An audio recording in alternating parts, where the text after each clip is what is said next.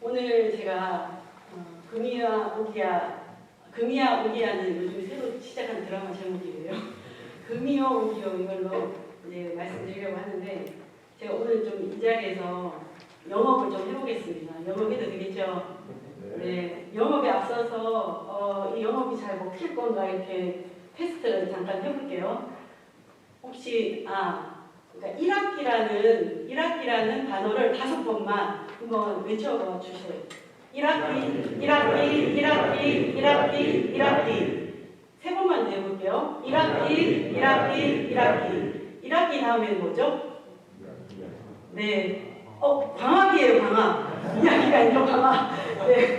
다시 컨닝을 5번 해볼게요. 컨닝 3번 더. 컨닝. 미국의 초대 대통령이 누굴까요?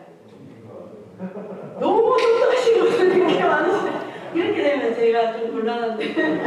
네. 보통 링컨이라고 대답을 해야 되거든요. 너무 정신을 바짝 차리고 계신 거 아니에요? 좀 정신이 나으셔야 되는데. 그러면 하나만 내볼게요. 원래 2개만 하라고 했는데. 대종사님을 5번 해볼게요. 대종사님. 3번만 더. 대종사님 다음으로 교단을 이끄신 분은 누구실까요? 네, 정산종사님 맞습니다. 이것을 칭찬해드리려고 앞을 좀 했는데 어쨌든 앞에 너무 잘하셔가지고 제가 지금 당황이 됐는데요. 아무튼 혹시 금이 좋으세요? 옥이 좋으세요? 이런 진행이 안 되잖아요. 어느 거 하나 선택을 하시면서 제가 다 드린다 이렇게 다 해야 되는데 이렇게 다 좋다고 하시기 맞습니다. 지금 이제 다 드리려고 하는 건데 금이 요즘에 굉장히 또 올라갔죠. 그래서 금테크라고 해가지고 한 30만 원 정도 한대요. 금은 귀하고 좋고 비싼 거 이제 다 알고 또 옥도 굉장히 좋은 거라고 하죠. 그래서 옥을 몸에 치장도 하고 하는데 그 이유가 봤더니 옥을 몸에 지니고 있으면 건강에도 좋고 또 잡기를 물리치게 한다고 해서 그렇게 깔고 뭐 이렇게 붙이고 했었나 봅니다. 그런 이제 금과 옥 이 중에서 다 갖고 싶다고 하시니까 다 드리려고 해요. 원하는 만큼. 우리가 원대잖아요. 그래서 원하는 만큼 지금 대학기 교절 경축 봉축 기간이기 때문에 한도 없이 그냥 드리려고 합니다. 그래서 제가 이렇게 사실은 금, 옥 이거 원석을 가지고 있는 사람을 막 찾았는데 제 주변에는 이런 사람이 없더라고요. 그래서 이렇게 그림으로 보여드리는 건데 이런 원석을 오늘은 드립니다. 드리는데 이것은 여러분들이 가공을 하셔야 돼요.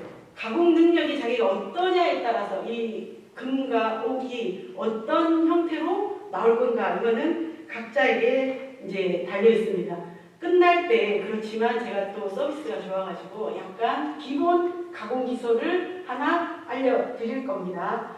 30년 전에 어떤 한 여고생이 온불교 대종경 경전을 공부를 하다가 너무 이렇게 살면 이제 자유롭고 너무 좋겠다 해가지고 그 길로 출가를 해가지고 지금까지 살고 있어요.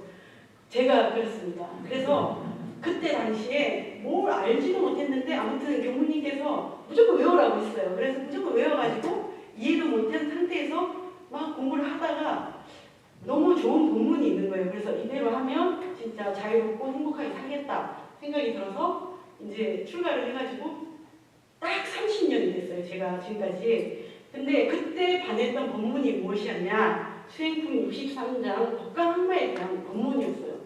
그때 고2 여학생이 온불교도 모르는데 법강항마의 본문이 뭐가 좋았길래 이 출가까지 하게 됐을까? 법강항마에부터는 계문이 없으니 계문 안 지켜도 되냐 이런 질문에 대종사께서는 그런 계문은 지키지 않지만 신계가 있다. 그래서 첫째는 자신의 수도와 안일만 취하여 소순에 흐를까 조심해야 되고 둘째는 북이 한락에 빠져서 본원이 외곽될까 조심해야 되고 셋째는 신통이 나타나서 함부로 중생의 눈에 띄어 정법에 방해될까 조심해야 된다라는 이 본문이었어요. 근데 이게 어떻게 제가 이해를 했을까요? 아무튼 지금 제가 딱 30년이 되면서 예비 법관 항마이거든요. 그 당시에 이게 30년 넘게 걸린다라고 했다라고 제가 출발했을까 그런 생각이 들기도 하는데 아무튼 이해도 못한 상태에서 지금 법관 항마에 대한 본문을 지금도 뭐 다 알기는 어렵죠. 그랬던 제가 이제 어떻게 해서 이걸 계기로 이제 대종사님의 법을 받드는 그런 계기가 되었죠. 그래서 역대 성현들의 사상과 경륜 이것이 다 어디에 있는가 했을 때 다 아시다시피 경전에 있는 거죠. 아무리 좋은 깨달음을 얻어도 그것은 다 말로 표현되고 글로 표현되는 거죠. 그리고 지금 현재 성현들 인류사에 있는 성현들은 안 계시잖아요. 살아계시지 않기 때문에 만약에 살아계셨다면 실시간으로 저희들한테 계속 행주자와 어묵동전으로 이렇게 전달해 주셨을 텐데 지금 어찌되었건 안 계시기 때문에 이분들의 안 계신 이 사상과 경륜을 어떻게 우리가 채받을 수 있을까? 그거는 딱 하나 경전에 다 담겨 있는 거죠. 그래서 부처님께서는 금기 따라서 경전이 세 가지가 있는데 하나는 지묵으로 된 경전, 하나는 현실 경전, 하나는 무형의 경전이라고 하셨습니다. 그래서 금기 따라서 이런 경전이 생기는데 또 금기 따라서 뭐 무형의 진리를 먼저 보았다가 현실에 대비했다가 경전으로 또 확인하는 이런 금기도 있겠죠. 그리고 이런 경전은 천지의 도를 이제 그대로 실어다가 글로 표현한 거죠. 그래서 성인이 나시기 전에는 도가 천지에 있는데 성인이 나시면 성인한테 있다고 했습니다. 그리고 성인이 돌아가시면 그 경전은 당연히 그 경전이 있죠. 지묵으로 된 경전. 그래서 금기 따라서 우리가 공부를 하면 되는데 저는 이제 제 수준에 맞춰가지고 지묵으로 된 경전으로 들어가려고 하는 겁니다. 어쨌든 인류사에 내놓으라는 모든 성인들은 이런 경전을 통해서 그것을 전달하셨고 우리는 그것을 이제 현실화시키려고 노력을 하고 있는데 그런데 말입니다. 좀 웃으셔야 되는데 대종사님께서는 경제를 조금 많이 아셨죠. 그래서 그 교단 초창기에 금주궁연 그리고 바다를 막아서 어떤 그 경제 활동을 하도록 하셨습니다. 그렇게 본다면 경제에서 가장 중요하고 핵심인 것은 조금 투자하고 많은 이익을 얻는 거잖아요.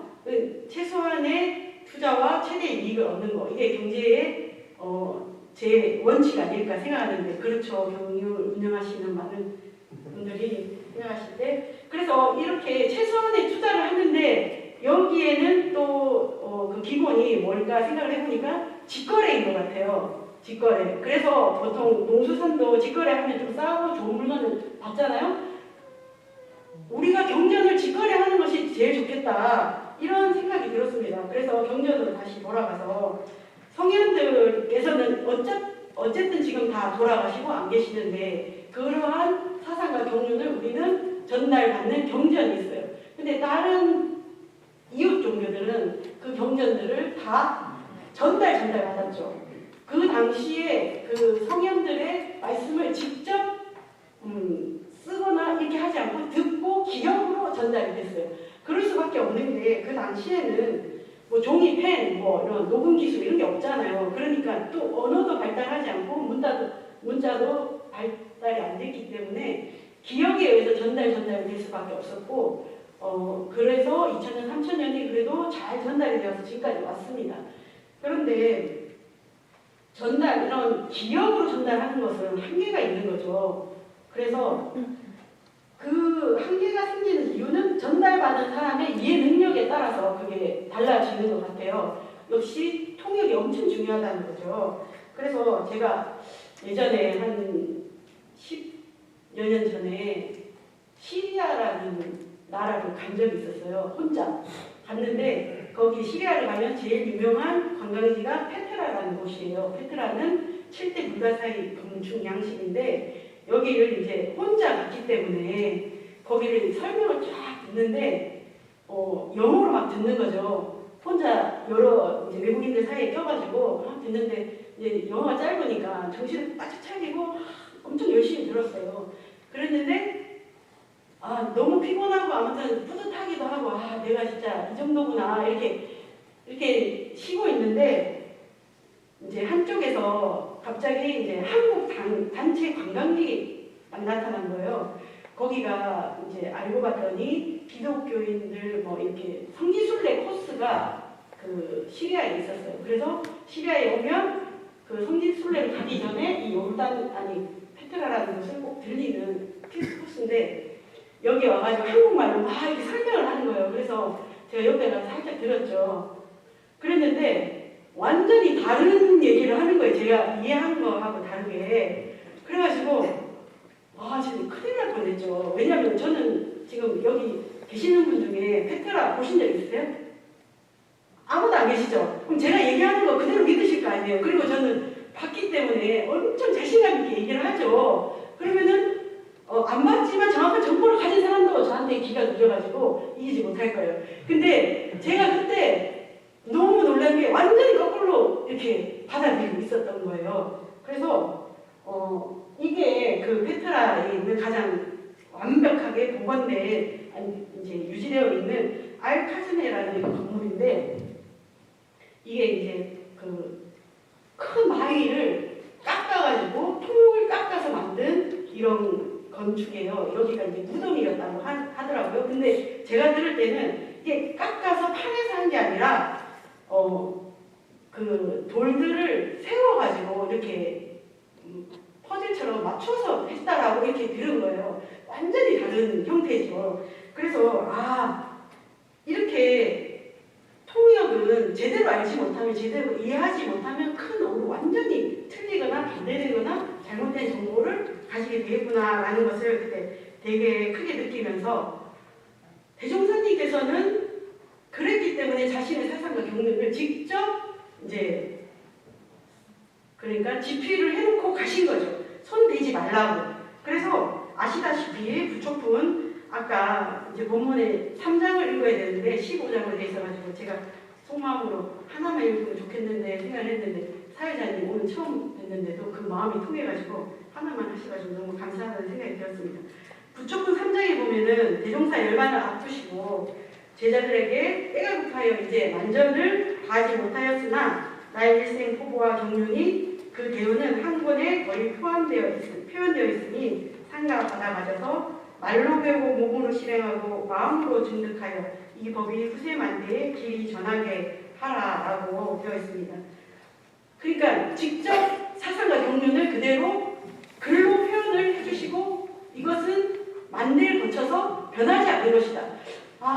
예전에는 정전이나 이런 공부를 할 때 내가 이 정전을 얼마나 이해했냐 이것이 초점이었는데 요즘에는 그 대종사님 입장에서 이거를 집필하실 때 어떤 마음이고 어떤 것을 키워드로 해가지고 이렇게 우리들한테 전달을 해주고 어떤 형식으로 하려고 하셨을까 이런 것들이 좀 고민이 약간 이해가 되더라고요. 요즘에 저도 글을 좀 쓰는데 막 위장도 안 좋아지고 흰머리도 막 생기고 잠도 못 자고 막 그러거든요. 그래서 이게 만대에 걸쳐서 모두가 봉대할 만한 그런 글을 남기고 간다는 게 얼마나 대단한지 다시 한번 그 대종사님의 위대함에 대해서 느끼게 되고 대종사님께서 이렇게 하실 수 있는 이유가 도가 성인이 나시기 전에는 천재 있지만 도가 성인이 나시면 성인한테 있잖아요. 성인이 그걸 또 받아다가 이제 경전에다 쏟아 부었기 때문에 그게 가능한 일이다라는 생각이 들었습니다. 그런 얘기 있잖아요. 석가모니 부처님께서도 깨달음 얻고 난 뒤에 자기가 이제 딱 깨달음 얻고 나니까 이 진리가 너무 오묘하고 현무하고 신비로운데 이것을 전달하려니 그 생각을 해보십시오. 인도의 그 더운 나라에 밥도 제대로 못 먹고 이렇게 있는 사람들한테 인가의 진리를 말하고 네 자신이 가짜다라는 이런 얘기를 한다는 것이 말이 먹힐까 고민하셨을 것 같아요. 그래서 석가모니 부처님께서도 그때 당시에 이것을 전달하기가 너무 힘들다 말로 그래서 할까 말까 고민하셨다고 합니다. 그래서 그 고민을 하고 계실 때 범천에서 내려와서 부처님의 깨달음을 듣고 지금 그 깨달음의 마음을 일으키려고 준비하는 중생들이 그나마 있기 때문에 지금 얘기하지 않으시면은 그 사람들이 제도 받을 기회가 아예 없어진다. 그러니 제발 설을 해달라 해가지고 그 권유에 설득이 되어서 석가모니 부처님께서 45년간 설법을 하셨다라는 것이 쌍유따니까야 라는 본문 이제 경전에 나와 있습니다. 그래서 이렇게 뭔가 나의 생각과 사상과 경륜을 글로 표현하고 말로 표현한다는 것이 너무 어려운데 지금 특히나 이 말은 있잖아요. 제가 표정도 있고 소리도 있고 뭐 몸짓도 있고 하니까 그 에너지가 전달이 되는데 글은 그게 안 되잖아요. 오로지 문자와 자기의 논리로 이걸 표현한다는 겁니다. 그래서 또 생각을 해보니까 너무 대종사님께서 대단하시다. 만대에 변하지 않는 후대에 길이 공대할 이 정전을 이렇게 집필하고 가셨다니. 그래서 제가 이제 요즘에 다시 들여다보면서 대종사님의 이 정전이 그러면 무엇을 전달하기 위해서 이 정전을 쓰셨을까? 그 형식은 우리가 이제 보면 알지만 그래서 그 전달 내용의 키워드가 뭘까? 이렇게 생각을 해봤어요. 혹시 그래서 그 단어들이 가장 많이 나온 단어들이 뭘까? 생각을 해봤는데 혹시 그 정전에 나온 단어들을 세어보신 적 있으세요? 뭐 어떤 단어가 낙원이라든지 뭐 이런 단어들이 몇 개가 있을까? 없으시죠? 없으신 게 좀 문제가 되긴 하는데 저는 일단 좋습니다. 여기 아무도 안 주셔가지고. 그래서 제가 쭉 이제 찾아봤어요. 사람 마음이 비슷하다고. 성경에도 이걸 찾아본 사람이 있더라고요. 근데 성경은 엄청 두껍잖아요. 힘들었을 것 같아요. 근데 우리는 페이지가 얼마 안 돼. 그래서 제가 이제 하루에 걸려가지고 쭉 찾아봤는데 참고로 하면 이제 성경에서는 1위에서 3위까지 이제 좀 있는데 주님, 하나님, 아들, 왕, 민족, 사람, 이스라엘, 남자들, 땅, 예수님 이런 순서로 많이 나온 단어들이래요. 근데 정전에는 완전히 달라요. 뭐 시대가 다르니까 그렇겠죠. 근데 정전에 제일 많이 나온 단어가 있고 그리고 우리가 항상 많이 쓰는 단어인데 정전에 없는 단어가 있어요. 의외의 단어가 있고 또 이런 단어를 이 시대에 썼다고 하는 그런 단어가 있어요. 뭐 베스트 10은 제가 정하긴 했지만 제일 많이 나온 단어는 어떤 거일 것 같아요? 네, 대답하셔야 되는데 우리 영관진 교우님 저랑 동창이거든요. 그래서 만만해서 한번 시켜봅니다. 뭘까요? 네, 알고 있는데 부끄러워서 말 못하는 것 같아요. 사람이라는 단어였어요. 사람이 114회 제일 많이 나왔어요. 그리고 두 번째로 많이 나온 단어가 좀 진작이 되시겠죠? 어떤 걸까요? 이건 우리가 평소에 많이 쓰는데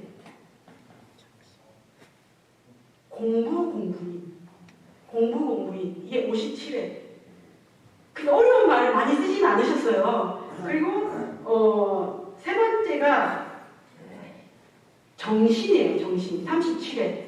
그래서 이렇게 뭐 정신 그 다음이 보은 30회, 세상 28회, 이론상 27회, 피은 21회, 물질 13번, 훈련 10번, 중생 10번, 일체가 10번인데 일체 중생 일체법 뭐 일체 생령 이렇게 해서 일체가 10번이고 그리고 수행이 4번, 개별이 2번, 그리고 어리석은 중생이 1번 이렇게 나와요. 근데 여기서 우리가 항상 쓰는 단어인데 한 번도 나오지 않는 단어가 있어요. 의외의 단어. 저도 좀 놀랐는데 그게 뭘까요? 대종사님 일대 경륜을 뭐라고 하죠? 대종사님의 일대 경륜은 성불예중 재생의세라고 합니다. 근데 여기서 이 단어들이 정전에 없어요. 성불이라는 단어가 나오질 않습니다. 좀 놀랐죠? 안 놀라십니까? 그리고 부처님이라는 단어가 부처님이라는 단어가 5번이 나오는데 이 단어도 사실은 연불법, 의두성리 그리고 불공하는 법 빼고는 안 나와요. 그리고 의외의 단어라고 했죠. 그 당시에 지금 우리가 많이 써요. 뭔가 이 단어를 써야 사람들이 좋아하고 이렇게 해야 뭔가가 하여튼 이렇게 분위기도 좋아지고 뭐 남녀간이나 가족간이나 이 단어를 요즘은 너무 많이 쓰는데 그 당시에 이 단어를 썼나? 이런 생각이 드는데 의외로 5번이나 나오더라고요. 그게 뭘까요? 우리 여기 상가대에서 우리 눈만 마시는 혹시 모르시겠죠? 네, 러브 바로 맞아요. 사랑이라는 단어가 5번이나 나와요. 그래서 이게 부모원에서 모든 사랑이 동포원에서 모든 동포가 서로 사랑하고 개인과 개인끼리 사랑할 것이요 자령양성에서 서로 사랑에만 그칠 것이 아니라 각자의 의무와 책임을 주로할 것이요 그리고 참회문에서도 미워할 것도 없고 사랑할 것도 없다. 이렇게 해서 의외의 사랑이라는 단어가 5번이나 나오더라고요.